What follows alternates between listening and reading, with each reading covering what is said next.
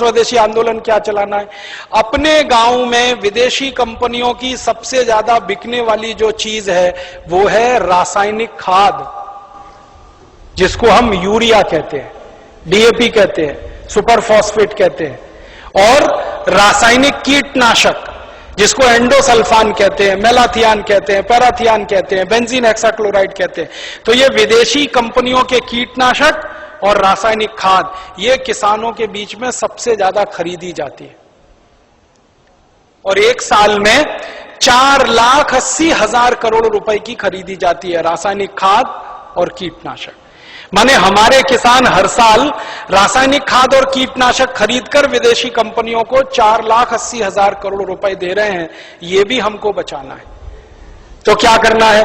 किसानों को जो समझाना है जाकर गांव गांव में कि भैया ये रासायनिक खाद विदेशी है, ये मत डालो। तो किसान पूछेगा क्या डालें? तो उससे कहो गोबर की खाद डालो, ये रासायनिक खाद मत डालो। तो किसान पूछेगा जी गोबर की खाद में फायदा कम है, रासायनिक खाद में फायदा ज्यादा है। तो उसको बड़े प्रेम से समझाना है कि गोबर की खाद में ही फायदा ज्यादा है, रासायनिक खाद में फायदा तो बहुत कम है, क्योंकि रासायनिक खाद बहुत महंगी मिलती है। पहले एक कट्टा रासायनिक खाद मिलती थी 70 रुपए में, अब एक कट्टा रासायनिक खाद मिलती है 350 रुपए में, 300 रुपए में, 350 रुपए में, और कभी कभी ब्लैक हो जाए तो 500 रुपए में यूरिया। और हर साल कीमत बढ़ती जाती है। क्यों? क्योंकि ये रासायनिक खाद बनती है उन वस्तुओं से जिनको पेट्रोलियम प्रोडक्ट्स कहा जाता है, और सारे पेट्रोलियम प्रोडक्ट्स जिसको नेफ्था कहते हैं वो विदेशों से आता है। इसका पैसा पूरा विदेश में जाता है। किसानों को समझाइए ये कि बहुत महंगी पड़ती है। और इसकी महंगाई पता है दूसरी क्या है? एक बार आपने खेत में 1 कट्टा यूरिया डाल दिया तो अगली बार 2 कट्टा डालना पड़ेगा, 2 बोरे डालना पड़ेगा, और एक बार 2 बोरे पड़ गया तो अगली बार 3 बोरे डालना पड़ेगा, एक बार 3 पड़ गया तो फिर 4 डालना पड़ेगा। हर बार बढ़ता ही जाता है, बढ़ता ही जाता है, बढ़ता ही जाता है, खर्चा बढ़ता जाता है। और मालूम है रासायनिक खाद बहुत गर्म होता है। गर्म रासायनिक खाद यूरिया डीएपी आप डालते हैं, मिट्टी पूरी चटक जाती है गर्मी के कारण, तो पानी ज्यादा देना पड़ता है। गोबर की खाद लगा के खेती करें तो गेहूं की फसल लेने में 3 पानी लगता है। यूरिया डीएपी डालकर अगर गेहूं की खेती करें तो 5-6 बार पानी लगाना पड़ता है, पानी का खर्चा बढ़ जाता है। और पानी का खर्चा बढ़ेगा तो पानी तो जमीन में से ही निकालना पड़ता है। जमीन से ज्यादा पानी निकाल के आप खेतों में डालते रहेंगे तो पानी का तल नीचे नीचे नीचे नीचे होता चला जाता है। पहले पानी 25-30 फुट पे मिलता था, अब पानी 900 फुट तक नहीं मिलता खेतों में। तो किसानों को समझाइए कि यूरिया डालने से बड़ा भारी नुकसान है। एक तो हर साल खाद की मात्रा बढ़ानी पड़ती है, खर्चा बढ़ता है। दूसरा, हर साल पानी की मात्रा बढ़ानी पड़ती है, वो खर्चा बढ़ता है। और जहां पानी निकालने के लिए बिजली नहीं है वहां डीजल पंप चलाना पड़ता है, तो डीजल का खर्चा बढ़ता है। और डीजल कभी भी महंगा होता रहता है। एक जमाने में 7 रुपए लीटर मिलता था डीजल, अब 35 रुपए लीटर। 2-4 दिन के बाद ये 40 रुपए लीटर होने जा रहा है। फिर हो सकता है 1-1.5 साल में 100 रुपए लीटर हो जाए। किसान कहां जाएगा? मर जाएगा वो तो डीजल का खर्चा करते करते। और फिर एक और नुकसान होता है कि ये यूरिया डीएपी जब हम खेत में डालते हैं तो मिट्टी में ये केमिकल घुल जाते हैं, और मिट्टी में घुल गए तो पौधे की जड़ में आ जाते हैं, पौधे की जड़ से पौधे के तने में आ जाते हैं, पौधे के तने से पौधे के फल में आ जाते हैं, पौधे के फल में आ जाते हैं तो फिर वही फल हम खाते हैं, हमारे शरीर में आ जाते हैं। और हमारे शरीर में अगर ये जहर आ गया तो हमारी माताएं तो पूतना हो जाती हैं। आपने पूतना की कहानी सुनी? कृष्ण भगवान को जहर पिलाने के लिए आई थी। आज हमारी माताओं के दूध में जहर आ चुका है, अपने अपने बच्चों के लिए वो पूतना की स्थिति में है। आज हमारे देश की कई संस्थाओं ने माताओं के दूध का परीक्षण करवाया है, तो माताओं के दूध में वो सारे केमिकल हैं जो यूरिया में हैं। माताओं के दूध में वो सब केमिकल हैं जो कीटनाशक दवाओं में हैं, क्योंकि भोजन हम कर रहे हैं, भोजन के साथ वो शरीर में जा रहे हैं। और यही केमिकल हैं जो आपको कैंसर पैदा करवा रहे हैं, जो आप में डायबिटीज दे रहे हैं, जो आप में हाई ब्लड प्रेशर दे रहे हैं, हाइपरटेंशन दे रहे हैं। 148 किस्म की बीमारियां इन जहरों से पैदा होती है। इसलिए किसानों को समझाओ कि ये यूरिया डीएपी का जहर एक तो विदेशी है, ये बंद करो। दूसरा, ये शरीर को नुकसान देता है, इसलिए बंद करो। तीसरा, ये पैसे का नुकसान करता है, इसलिए बंद करो। तो किसान पूछेंगे भाई क्या करें? तो उनसे कहो गोबर का खाद डालो। अब किसान क्या पूछेगा आपको? सबसे पहले वो कहेगा गोबर के खाद से तो उत्पादन नहीं होता। तो उससे कहो गोबर के खाद से भी उत्पादन बहुत अच्छा होता है। यूरिया डीएपी से जितना नहीं होता उससे तो ज्यादा गोबर के खाद से होता है। मैं तो पिछले 12-13 साल किसानों के बीच में काम करता रहा, महाराष्ट्र और कर्नाटक में। आप आइए वहां देखिए, हजारों किसानों ने यूरिया डीएपी बंद करके गोबर का खाद डालना शुरू किया है। और जिस किसान के यूरिया डीएपी के खेत में 1 एकड़ में 20 से 25 मीट्रिक टन गन्ना होता था, आज उस किसान के खेत में गोबर का खाद डालने से 90 से 100 मीट्रिक टन गन्ना हो रहा है, कम नहीं होता है। जिन किसानों के खेत में यूरिया डीएपी डालने से 1 एकड़ में 12 कुंटल गेहूं होता था, आज उनके खेत में गोबर का खाद डालने से 20 से 22 कुंटल गेहूं हो रहा है। जिन किसानों के खेत में यूरिया डीएपी डालने से 1 एकड़ में 2.5 कुंटल कपास होती थी, आज उन किसानों के खेत में गोबर का खाद डालने से 7 कुंटल एकड़ का कपास हो रही है। ऐसे एक नहीं, हजारों किसान हैं महाराष्ट्र में, कर्नाटक में, थोड़ा अगर चलेंगे तो छत्तीसगढ़ में बहुत किसान है। 12 साल मैंने बहुत काम किया किसानों के बीच, जा जाके उनको ये सब सिखाया। गोबर की खाद से उत्पादन ज्यादा मिलता है यूरिया डीएपी की तुलना। क्यों मिलता है वो जानना चाहिए। बहुत बढ़िया बात है, जो आप जान लो तो आप किसानों को समझा सकते। गोबर की खाद जब हम खेत में डालते हैं तो होता क्या है? गोबर जो है ना, कई तरह के जीव जंतुओं का भोजन है। यूरिया जो है वो भोजन नहीं, जहर है। आपके खेत में एक जीव होता है जिसको केंचुआ कहते हैं। केंचुआ को किसी दिन पकड़ना और हाथ पे रखना और उसके ऊपर यूरिया डाल देना। 2-4 दाने ही यूरिया डालोगे, वो तड़पना शुरू हो जाएगा और 1 मिनट में मर जाएगा। हम जब खेत में टनों टन यूरिया डालते हैं ना, करोड़ों केंचुए मार डाले हमने यूरिया डाल डाल के। और केंचुए क्या करते हैं? केंचुए मिट्टी को नरम बनाते हैं, पोला बनाते हैं और उपजाऊ बनाते हैं। केंचुए का काम क्या है? ऊपर से नीचे जाना, नीचे से ऊपर जाना। पूरे दिन में वो 3 चक्कर नीचे ऊपर के लगाता है। नीचे जाएगा फिर ऊपर आएगा, फिर नीचे जाएगा फिर ऊपर आएगा। अब केंचुआ जिंदा है तो नीचे जाएगा फिर ऊपर आएगा। केंचुआ जब नीचे जाता है तो एक रास्ता बनाते हुए जाता है, ऊपर आता है तो दूसरा रास्ता बनाते हुए आता है। तो परिणाम क्या होता है कि ये छोटे छोटे छिद्र जब मिट्टी में वो केंचुए तैयार कर देता है, तो बारिश का पानी इन्हीं छिद्रों में से नीचे एक एक बूंद नीचे रिसते हुए तल में जमा होता है। माने वाटर रिचार्जिंग का दुनिया में सबसे जबरदस्त काम कोई करता है तो केंचुआ करता है, और यूरिया के कारण ये मर जाता है। इसलिए यूरिया डालना माने किसान के लिए आत्महत्या करने के बराबर है। जिस किसान के खेत में यूरिया डलेगा, केंचुआ मर जाएगा। केंचुआ मरा तो मिट्टी में ऊपर नीचे कोई जाएगा नहीं, तो मिट्टी कठोर होती जाएगी, कड़क होती जाएगी। मिट्टी और रोटी के बारे में एक सत्य है कि इसको फेरते रहो, नहीं तो खत्म हो जाती है। रोटी को फेरना बंद करो, जल जाती है। मिट्टी को फेरना बंद करो, पत्थर जैसी हो जाती है। मिट्टी को फेरने का मतलब समझते हैं? ऊपर की मिट्टी नीचे, नीचे की मिट्टी ऊपर, ऊपर की नीचे, नीचे की ऊपर। ये केंचुआ ही करता है और कोई नहीं कर सकता। केंचुआ तो किसान का सबसे बड़ा दोस्त है। मैंने इसका हिसाब निकाला था, एक केंचुआ साल भर अगर जिंदा रहे तो 36 मीट्रिक टन मिट्टी को उठक पटक कर देता है, ऊपर से नीचे, नीचे से ऊपर, एक केंचुआ साल भर में। और उतनी ही मिट्टी को ट्रैक्टर से उलट पलट करना पड़े तो कम से कम 100 लीटर डीजल खर्च होता है, और 100 लीटर डीजल 3600 रुपए का आता है। माने एक केंचुआ हर आदमी का 3600 रुपए बचा रहा है। ऐसे करोड़ों केंचुए हैं, पता सोचो कितने हजार करोड़ रुपए बच रहे हैं इस देश में। इसलिए गोबर का खाद डालने से फायदा क्या होता है? रासायनिक खाद डालो, केंचुआ मर जाता है। गोबर का खाद डालो, केंचुआ जिंदा हो जाता है, क्योंकि गोबर केंचुए का भोजन है। केंचुए को भोजन मिले तो वो अपनी जनसंख्या बढ़ाता है, और इतनी तेज बढ़ाता है कि कोई नहीं बढ़ा सकता।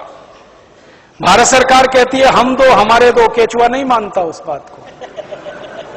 एक एक केचुआ 50-50 हजार बच्चे पैदा करके मरता है। 50-50 हजार। एक जाति का केचुआ तो मैंने देखा 1 लाख पैदा करता है बच्चे। तो वो एक जिंदा है, उसने 1 लाख पैदा कर दिए, अब वो 1-1 लाख पैदा करेंगे, करोड़ों केचुए हो जाएंगे अगर गोबर डालना शुरू किया। और केचुए ज्यादा होंगे तो मिट्टी फिर उलट पुलट होने लगेगी, मिट्टी में छिद्र बनने लगेंगे, तो बारिश का जितना भी पानी गिरेगा सब मिट्टी में आ जाएगा। और पानी मिट्टी में गया तो नदियों में बेकार नहीं बहेगा, तो बाढ़ नहीं आएगी, तो समुद्र में फालतू पानी नहीं जाएगा। इस देश का करोड़ों करोड़ों रुपए का फायदा हो जाएगा। इसलिए आप किसानों को समझाओ गोबर की खाद डालो। फिर कुछ किसान कहेंगे जी उत्पादन होगा क्या? उनसे कहना गारंटी मेरी, गारंटी भारत स्वाभिमान ट्रस्ट की। थोड़े दिन में भारत स्वाभिमान ट्रस्ट की तरफ से हम किसानों को कहेंगे कि आप बिंदास गोबर की खाद डालो, गारंटी हमारी, 1 ग्राम भी उत्पादन कम नहीं होगा। कैसे कम नहीं होगा? डालने का तरीका है। डालने का तरीका क्या है? अभी किसान गोबर कैसे डालते हैं? गोबर डालते हैं, वो घूरा है, घूरा गांव में कचरा डालने का, वहां गोबर इकट्ठा करते हैं। 6 महीने, 8 महीने, साल भर वो सूखता रहता है और सूख सूख के उसकी सारी ताकत निकल जाती है। फिर वो सूखा हुआ गोबर हम डालते हैं, इससे उत्पादन ज्यादा नहीं आता। गोबर को हमेशा गीला डालना चाहिए, ताजा डालना चाहिए। गोबर को अगर पानी में घोल के डालो ना तो वही 3 गुना ज्यादा फायदा करता है। तो किसानों को यह समझाओ कि गोबर को सुखा के खेत में ना डालें, उसको पानी में घोल के डालें। तो कैसे घोलेंगे पानी में? उसका फॉर्मूला लिख लो आप। और जो जो गांव में जाने वाले कार्यकर्ता है, ये सब किसानों को आप बोलो कितना गोबर डालना है, कितना पानी उसमें मिलाना है, कितने बीघे के लिए काम में लाना है उसको। अब आपको मैं एक मोटी सी बात बता देता हूं। 1 एकड़ माने 2.5 बीघा, 5 बीघा नहीं, 2.5 बीघा। तो एकड़ 2.5 बीघे का हिसाब जोड़कर बताता हूं। एक किसान को एक बार में 1 एकड़ फसल के लिए कितना गोबर डालना पड़ेगा? गीला करके डालेंगे तो 10 किलो गोबर, बस 10 किलो गोबर, 10 किलो गोबर। फिर से सुन लो, 10 किलो, ज्यादा नहीं बोल रहा हूं, 100 किलो नहीं, 10 किलो गोबर 1 एकड़ के लिए डालना। कैसे? लिख लो 10 किलो गोबर। फिर इसमें चाहिए 10 लीटर मूत्र, जिस जानवर का गोबर उसी का मूत्र। गाय का गोबर तो गाय का मूत्र, भैंस का गोबर तो भैंस का मूत्र, बैल का गोबर तो बैल का मूत्र। अब आप बोलोगे गोबर तो इकट्ठा कर लेंगे, मूत्र कैसे इकट्ठा करें? जानवर जो मूत्र देते हैं ना, जहां पे आप जानवरों को रखते हो वहां पे पत्थर वत्थर लगा के एक छोटी सी नाली बना लो और उसमें ढाल लगा दो। जितना भी वो पेशाब करेंगे वो नाली में आ जाएगा। नाली के आगे एक खड्डा खोद दो, वो सारा उसमें जमा हो जाएगा, फिर वो ले लो। और मैं आपको एक अच्छी बात बताता हूं, जानवरों के मूत्र की कोई एक्सपायरी डेट नहीं है। 1 साल, 2 साल, 3 साल, 5 साल, 10 साल, 20 साल, 50 साल खराब ही नहीं होता। तो चिंता करने की बात ही नहीं है। तो इकट्ठा होता रहेगा, खड्डे में डालते रहो।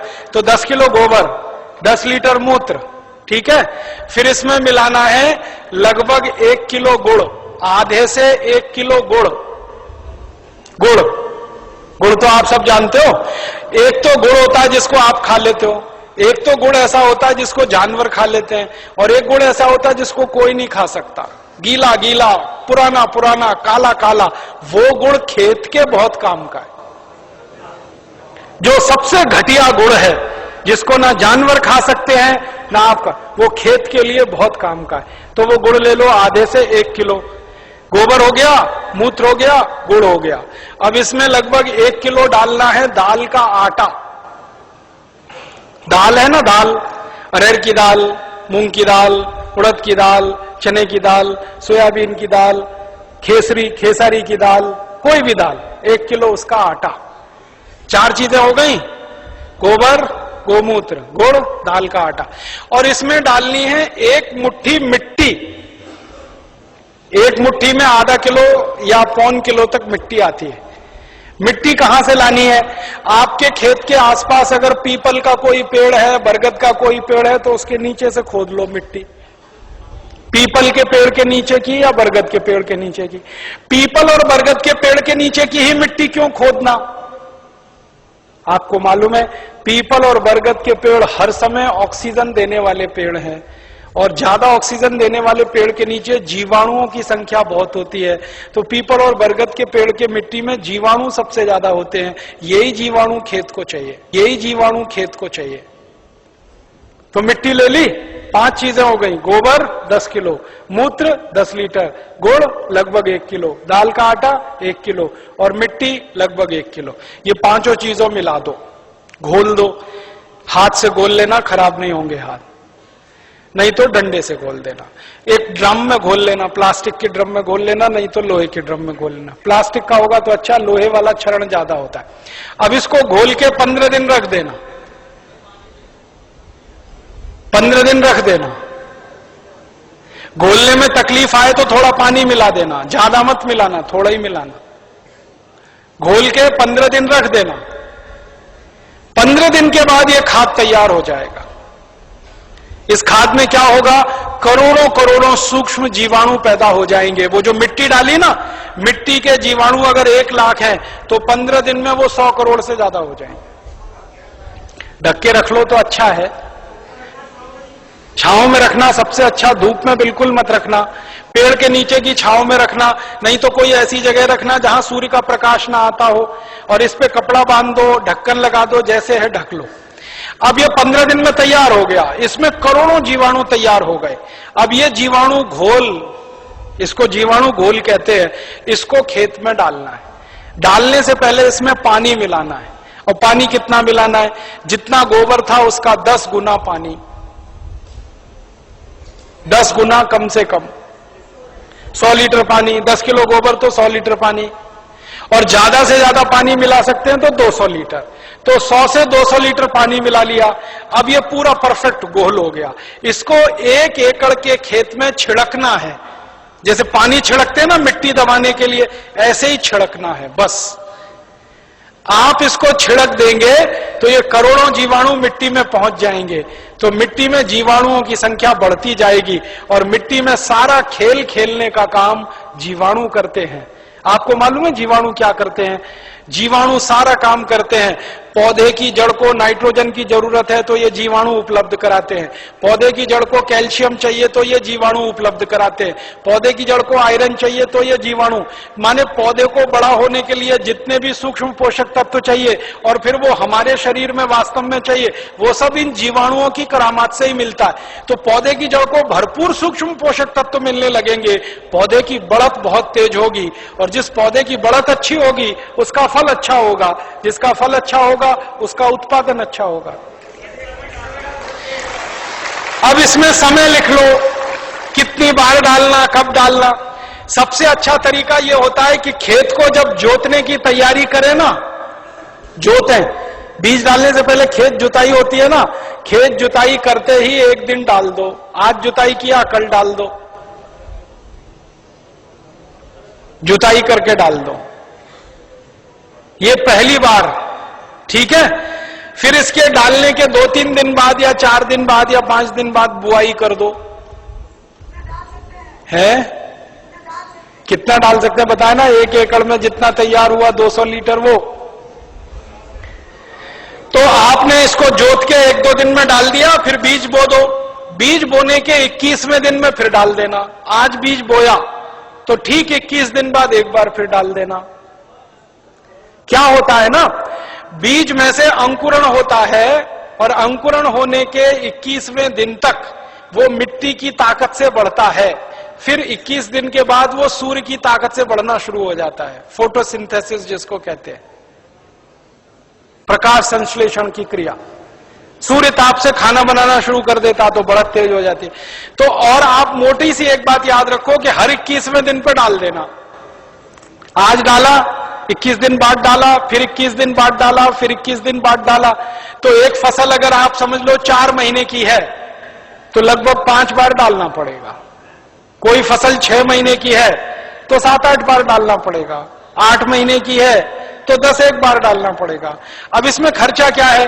जानवर अगर घर के हैं तो गोबर फोकट का, मूत्र फोकट का। गुड़ मैं कह रहा हूं सबसे सड़ा हुआ, जिसको फेंक देते हैं, वो भी फोकट में मिल जाएगा। पानी तो फोकट का है ही, थोड़ा दाल वाल लेना पड़ेगा तो उसका खर्चा आएगा, लेकिन किसान अगर दाल पैदा करता है तो वो भी घर की हो जाएगी। माने खाद बनाने का खर्चा लगभग शून्य आएगा। मेहनत लगेगी, पूंजी में पैसा कम से कम खर्च होगा। और ये खाद जो तैयार होगी इसमें जबरदस्त क्वालिटी है, क्योंकि इसमें कैल्शियम भरपूर, आयरन भरपूर, फास्फोरस भरपूर। क्या क्या इसमें है? गोबर है, गोबर में कैल्शियम है, आयरन है, सल्फर है, सिलिकॉन है, कोबाल्ट है, मैग्नीशियम है, मैग्नीज है, 18 सूक्ष्म पोषक तत्व हैं जो चाहिए मिट्टी को। फिर गुड़ है, गुड़ में जबरदस्त फास्फोरस है, गुड़ में जबरदस्त कैल्शियम है, फिर मूत्र में ये सब है। तो जो सूक्ष्म पोषक तत्व हमें चाहिए वही मिट्टी को चाहिए, वो सब इस खाद में भरपूर है। यूरिया में नहीं है, डीएपी में नहीं है, यूरिया में कैल्शियम नहीं है, डीएपी में कैल्शियम नहीं है। और कैल्शियम सबसे प्रमुख आधार है मिट्टी के लिए, क्योंकि खेत में कैल्शियम होगा तो पौधे में होगा, पौधे में होगा तो फल में होगा, फल में होगा तो भोजन में होगा, भोजन में होगा तो शरीर में होगा, शरीर में होगा तो हड्डियां मजबूत, हड्डियां मजबूत तो शरीर मजबूत। ये सारा साइकिल इसी कैल्शियम के उस पे है। तो ये तो गोबर की खाद से ही मिलेगा, यूरिया डीएपी से मिलने ही वाला नहीं है। तो किसान को ये समझाइए आप।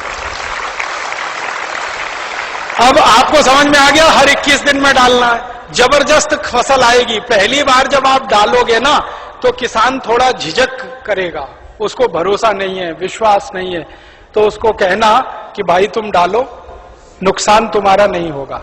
मैंने बहुत किसानों का हिसाब निकाला है, खराब से खराब खेत में जब गोबर का खाद डालते हैं ना तो गेहूं का उत्पादन पहले साल की तुलना में थोड़ा ही कम आता है, लेकिन उत्पादन जितना कम आता है उससे ज्यादा खर्चा बच जाता है, तो वो बराबर मामला बैठता है। हम यूरिया डीएपी में खर्चा करते हैं हजारों रुपए का, तब उत्पादन लेते हैं। यहां खर्चा ही नहीं है, थोड़ा उत्पादन कम भी हुआ तो फायदा ही है, नुकसान कुछ नहीं, इसलिए किसी किसान का नुकसान नहीं। और 2-3 साल लगातार आपने डाल दिया तो उत्पादन बढ़ना शुरू हो जाता है, लगातार बढ़ता है।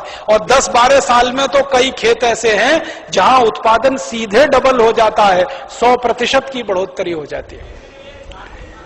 नहीं, छानने की जरूरत नहीं है, ऐसे ही डालो। उसमें जितना कचरा है सब खेत में जाने दो, क्योंकि कचरे में जीवाणुओं की संख्या और तेजी से बढ़ेगी, छानने की जरूरत नहीं है।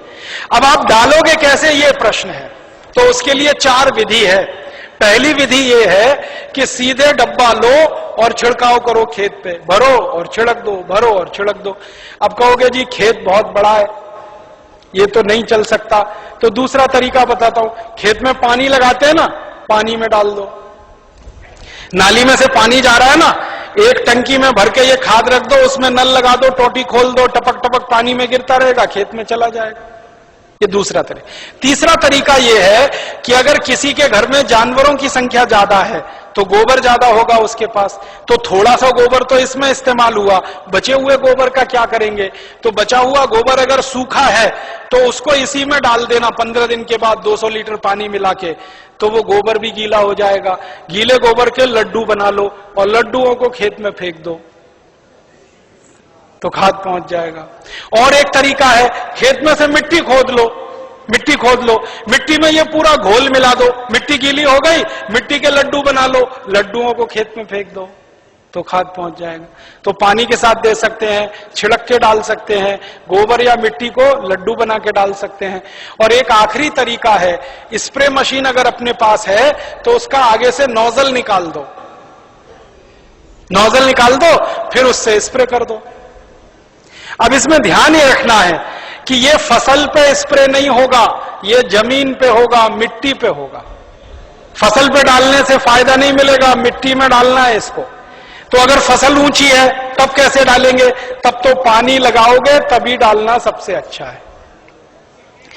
इसमें एक तरीका यह है कि खेत का मुहाना होता है ना, जहां से पानी घुसता है, वहां एक आदमी को बिठा दो, डब्बा लेके पटकता रहेगा, उसमें पानी के साथ जाता रहेगा और पानी के साथ पूरे खेत में बराबर मात्रा में जाता है और रिजल्ट उसका सबसे अच्छा आता है।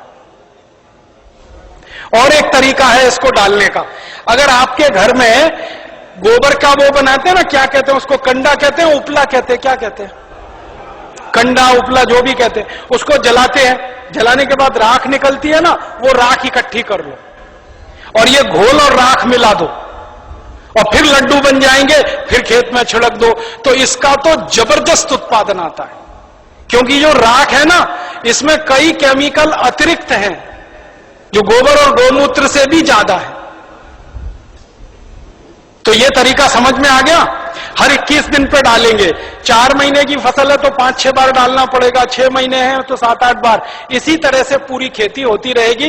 गोबर किसी भी जानवर का, गाय का हो, भैंस का हो, बैल का हो, बकरी बकरे का हो, गधे घोड़े का हो, हाथी ऊंट का हो, कोई भी हो, सब चलेगा। मूत्र भी किसी जानवर का, ठीक है। और आधा आधा मिले तो वो भी चलेगा। गाय का आधा ले लिया, भैंस का आधा, किसी के पास गाय नहीं हो, किसी के पास भैंस नहीं हो, एक एक गाय एक एक भैंस और खेत बड़ा है तो आधा आधा सब मिक्सिंग करके चलेगा। बस एक ही सावधानी रखना कि जो जो गाय का गोबर लो तो वो देशी गाय हो तो अच्छा होगा। जर्सी का फायदा पूरा नहीं करेगा, और जर्सी का ही गोबर है तो उसमें देशी का मिला लेना, नहीं तो कोई फायदा नहीं करेगा। जर्सी गाय है, उसका गोबर है, उसमें देशी गाय का 1-2 किलो गोबर मिला लेना, वो वैसे ही काम करता है जैसे 100 किलो दूध में 1 चम्मच दही डालो तो पूरा दूध दही हो जाता है।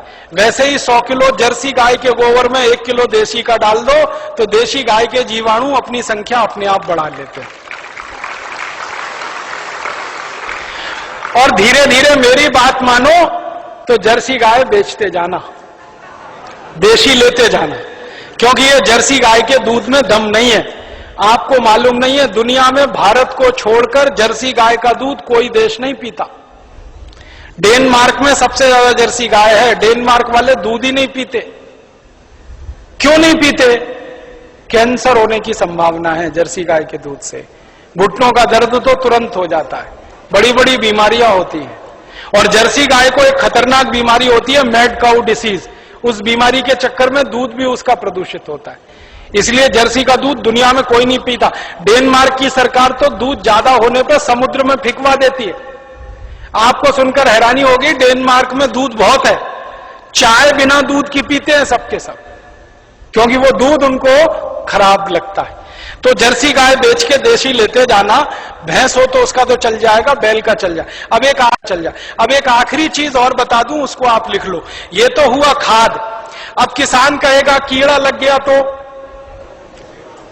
कीड़ा लग सकता है ना, तो उसका भी एक फॉर्मूला लिख लो। कीड़ा अगर लगता है, कीट लगता भी हम खुद बना के छिड़क सकते हैं, पैसा खर्च करने की जरूरत नहीं। कीड़ा मारने की दवा कैसे बनेगी? 20 लीटर जानवरों का पेशाब ले लो, गाय का, बैल का, भैंस का, 20 लीटर, ठीक है। ये 1 एकड़ के लिए बता रहा हूं। फिर इसमें 2.5-3 किलो नीम के पत्ते की चटनी डाल देना। नीम के पत्ते की चटनी, नीम का पत्ता है, पीस के चटनी बना के डाल देना, 2.5-3 किलो। और आकड़ा देखा है? आकड़ा के पेड़ के पत्ते की भी चटनी डाल देना, 2.5-3 किलो। आकड़ा, आक कहते हैं, आक, कुछ लोग अकौआ कहते हैं उसको। आक, आकड़ा, अकौआ, हाँ वही जो हनुमान जी पे चढ़ाते हैं, जिसमें सफेद सफेद दूध निकलता है। और एक तीसरा पत्ता है, सुनो भाई, एक तीसरा पत्ता है बेशरम। बेशरम जो है ना, अक्सर गांव में घुसते हैं ना, तो दोनों तरफ किनारे किनारे लगा रहता है, पान के जैसा पत्ता, बैगनी रंग का फूल आता है, उसमें ना खुशबू होती है ना कुछ होता है, बिना पानी के बिना बीज के होता है, इसलिए बेशरम कहते हैं। तो 2-2.5 किलो ले लो। और एक पत्ता है, आपके गांव में अगर मिले तो सीताफल का पत्ता, शरीफा जिसको कहते हैं, सीताफल शरीफा, उसका पत्ता 2-2.5 किलो ले लो। और अगर गांव में मिल जाए ना तो वो घास आती है ना, कांग्रेस घास, उसको चटनी बना के डाल दो, 2-2.5 किलो। और इसमें थोड़ा सा खूब तीखी लाल मिर्च हो, हरी मिर्च हो, तो वो पीस के डाल दो, 250-300 ग्राम। लहसुन पीस के डाल दो, आधा किलो के करीब। गाजर घास, वही।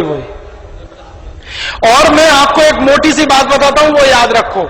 जिन जिन पत्तों को गाय नहीं खाती, फिर से सुनो, जिन जिन पत्तों को गाय नहीं खाती और आपके गांव में उपलब्ध है, वो सब पत्ते पीस के डाल दो इसमें।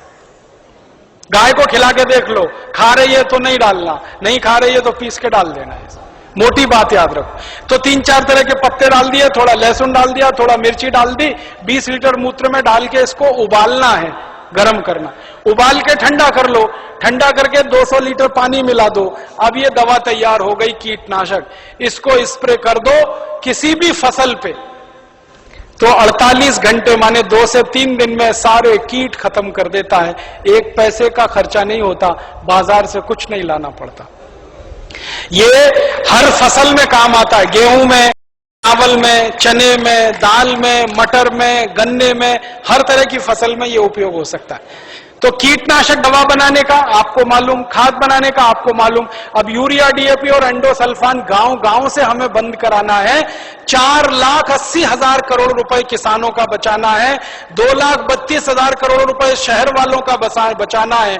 ये दोनों मिला दें तो करीब 7-8 लाख करोड़ रुपए देश का हम बचा सकते हैं स्वदेशी आंदोलन की ताकत से।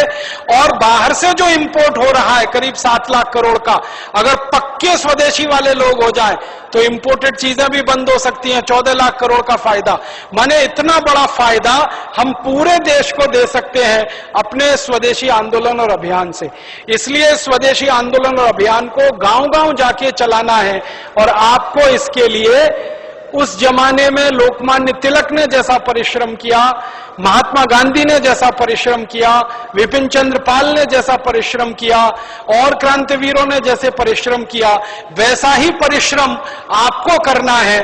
ताकि क्या होगा, जैसे आज हम लोकमान्य तिलक का नाम याद रखते हैं अपने देश के लिए, अपनी सभ्यता के लिए, अपनी आजादी के लिए, वैसे ही आपका नाम आने वाली पीढ़ियां याद रखेंगी इस देश के दूसरे स्वदेशी आंदोलन के लिए। ऐसा कहकर मैं आपका आभार व्यक्त करता हूं, बहुत बहुत आपको धन्यवाद देता हूं।